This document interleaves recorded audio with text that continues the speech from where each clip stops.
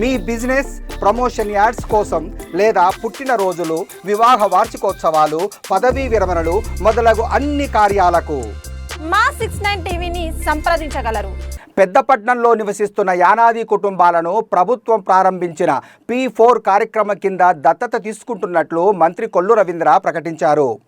పెన్షన్ల పంపిణీ సందర్భంగా ఆ కుటుంబాల పరిస్థితిని చూసి చెలించిపోయిన మంత్రి స్వాతంత్రం వచ్చిన 75 సంవత్సరాలైన తిండికి, బట్టకు, నివాసానికి ఇబ్బందులు పడడం బాధాకరమన్నారు.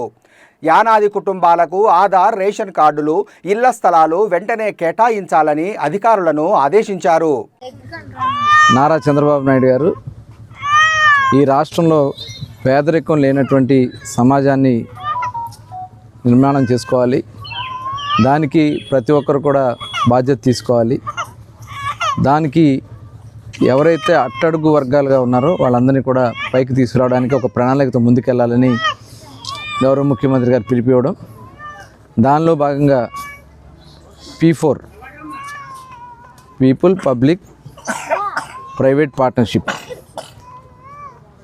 ప్రజలను కూడా దీంట్లో భాగస్వాములు చేయడం కోసం గౌరవ ముఖ్యమంత్రి గారు పిలిపించారు. దానిలో భాగంగానే బందర్ మండలం పెదపట్నం గ్రామంలో ఎవరైతే ఎస్టీ సోదరులు ఉన్నారో చాలా అట్టడుగుగా ఉన్నటువంటి వీళ్ళని P4 కింద కొల్లు ఫౌండేషన్ ఈరోజు దత్తత తీసుకుంటున్నాం.